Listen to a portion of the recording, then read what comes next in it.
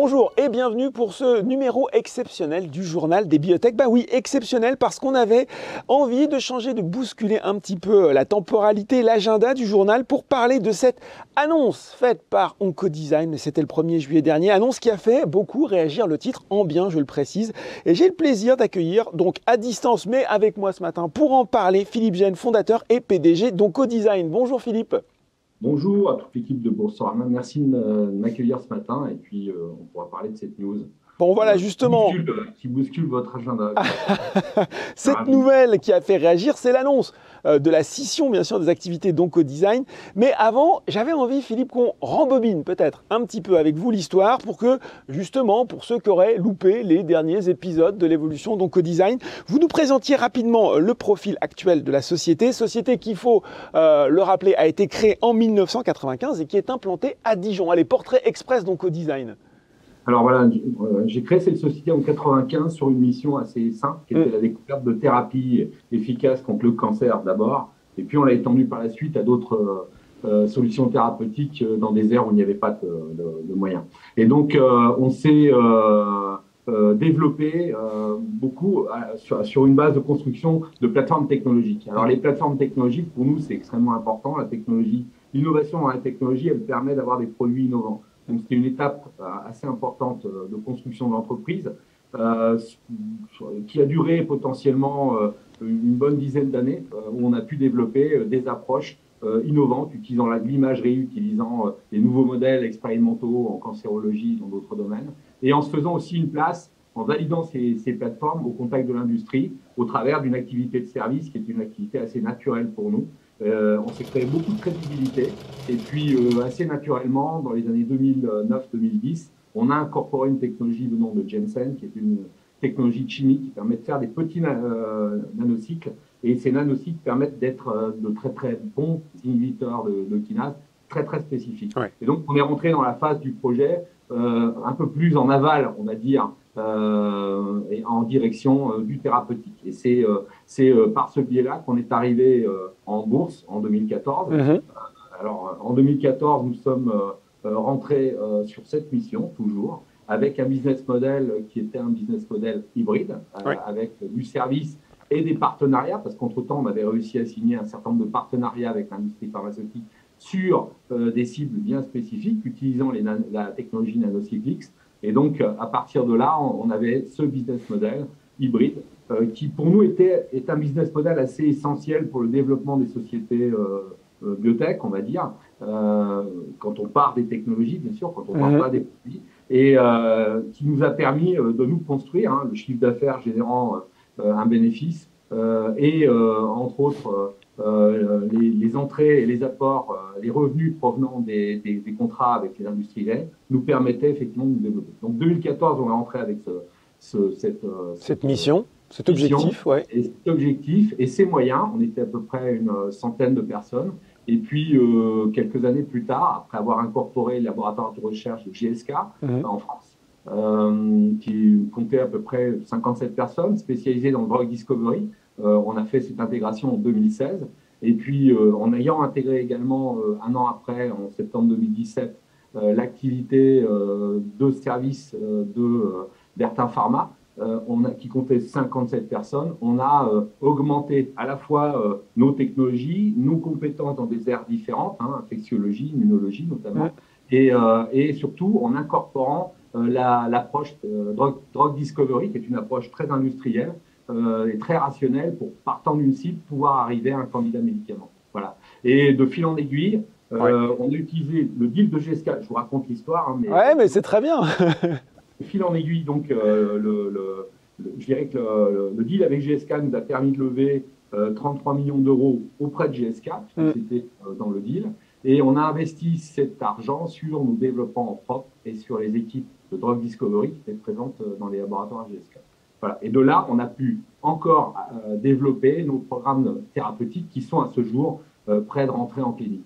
Bon. Voilà, c'est fait vite, à peu près. Non, on a déjà un bon aperçu. Il faut quand même revenir. Donc, il y a eu cette restructuration aussi en 2020, en fait, structuration plutôt, où Oncodesign était donc basé sur 3 pôles, les services, les biotech. la recherche, l'intelligence artificielle. Et puis, on arrive dans le cœur du sujet qui nous rassemble aujourd'hui, cette scission des activités de service, qui est la plus rentable du groupe, des biotech. Et cette question toute simple, pourquoi avoir décidé de cette opération et pourquoi maintenant? Alors, vous avez repris des informations importantes qui sont effectivement la naissance des BU il y a 2 ans. Déjà, on peut partir de là parce que c'était déjà le point de départ un peu de la réflexion. Les BU, ça permet de clarifier un petit peu les activités de l'entreprise, services, biotech. IA est une technologie pour nous et une technologie qui s'applique de manière transverse au drug discovery. Donc, c'est un peu différent, mais je dirais que les deux business models étaient déjà représentés, services et biotech, et pour clarifier la situation en interne et surtout en externe auprès de nos investisseurs, parce qu'on voyait aussi notre cours de bourse relativement stagner.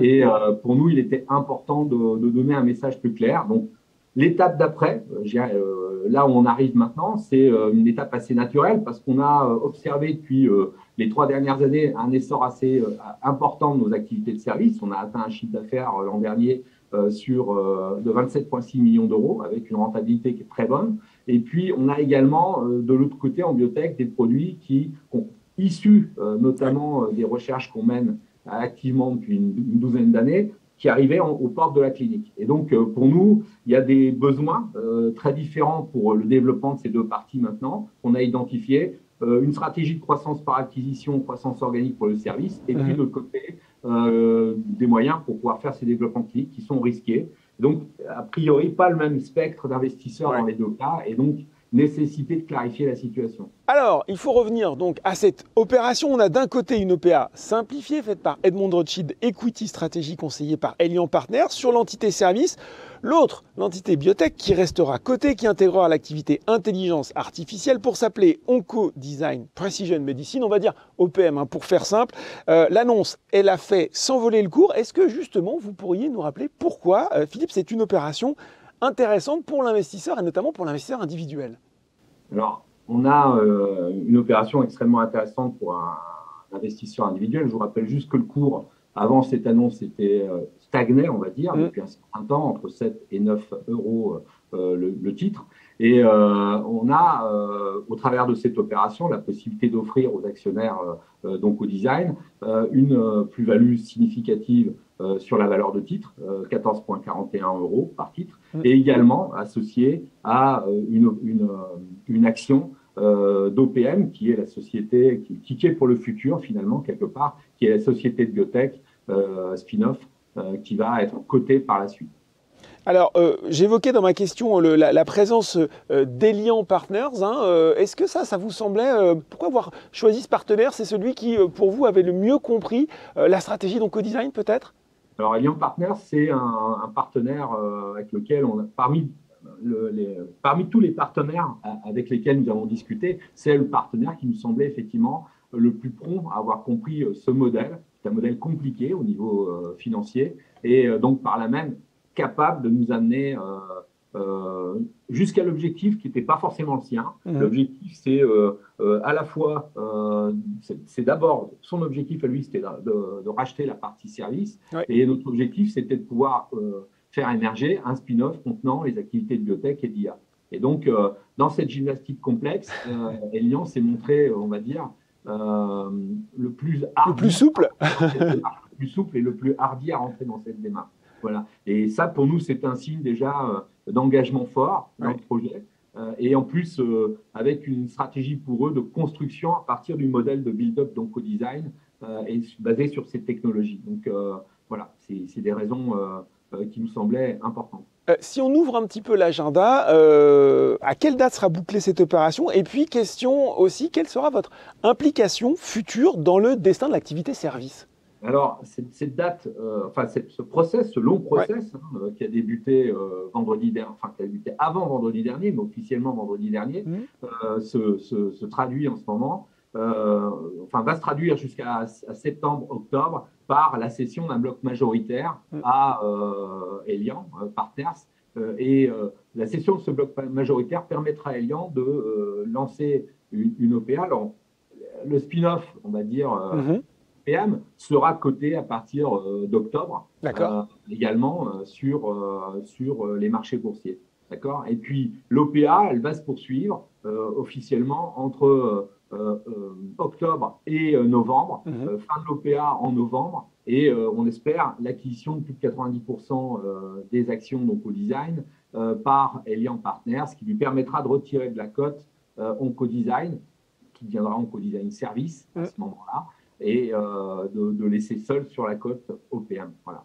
Et sur votre implication dans l'activité service alors? Alors, mon implication dans l'activité service, elle est d'abord dans le capital de la société de service où je réinvestirai une part significative, 20%, et en compagnie des cadres de l'entreprise également. Et donc, le CEO, le nouveau CEO de l'entreprise à partir d'octobre, c'est Fabrice Vianney, qui est chez nous directeur de la BU Service. Et moi, je deviendrai président du conseil de surveillance de la société. Et donc, je la suivrai sur les 3 à 5 ans suivants. Voilà.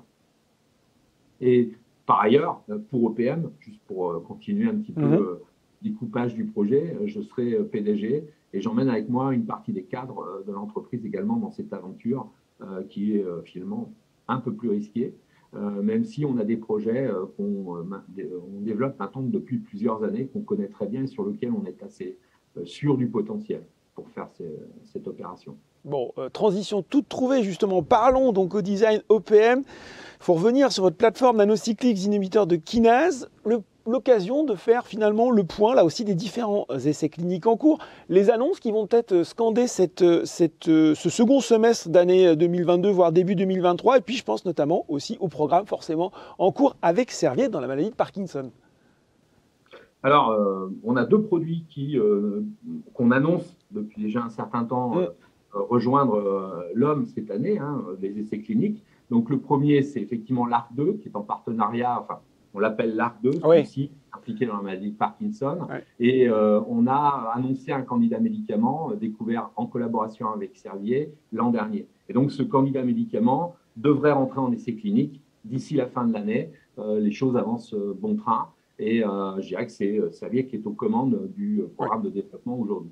Et donc, on a par ailleurs un programme qu'on porte nous-mêmes, qui est un programme contre une kinase qui s'appelle RIPK2, peu importe, qui est une cible intéressante dans les maladies immuno-inflammatoires. Et cette cible, ce programme, le composé s'appelle ODS-101. Et là aussi, on porte ce projet, on va l'amener en clinique d'ici la fin de l'année. Donc, ça fait deux news importantes, plus, je dirais, une news sans doute, on pousse beaucoup sur la partie IA. On a construit une plateforme technologique pour faire la sélection de l'identification de nouvelles cibles thérapeutiques.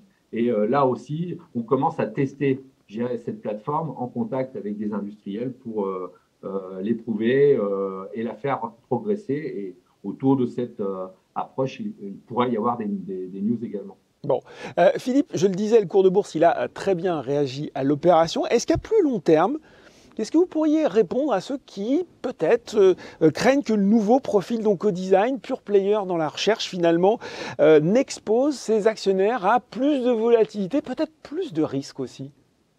Alors, oui, alors, par construction, je dirais, on a forcément été amené à purifier le modèle. On va dire qu'on proposait, d'un modèle hybride, on est passé à un modèle pure player biotech, avec les risques que cette approche propose à des investisseurs. Mais on veut aussi s'adresser à cette population d'investisseurs très spécialisés dans le domaine, et notamment des investisseurs capables de nous suivre dans le temps pour la progression à la fois de ces produits inhibiteurs de kinase et puis du portefeuille de produits qu'on a derrière sur la radiothérapie systémique et également sur la liste, la série de cibles qu'on a identifiées également. Donc voilà, donc on a une continuité, on a des besoins et ça nous semble assez clair que c'était effectivement d'abord Euronext. Et là, on discute un petit peu de l'approche de Euronext Growth. Peut-être plus parce qu'on a aussi maintenant notre expérience de Euronext Growth et donc pourquoi pas prendre une position plus claire aussi au niveau européen à la suite de l'entrée sur le marché de l'entrée en clinique de ces produits, bien sûr. Excusez-moi. Bon, et bien voilà, explication éclairante, on saura tout, on a tout compris sur la scission des activités d'Oncodesign. Merci beaucoup Philippe Gène pour ces explications. Très bien, merci beaucoup et puis bonne journée à vous. Le journal des biotech, numéro exceptionnel, c'est fini. On se retrouve très bientôt pour un nouveau numéro.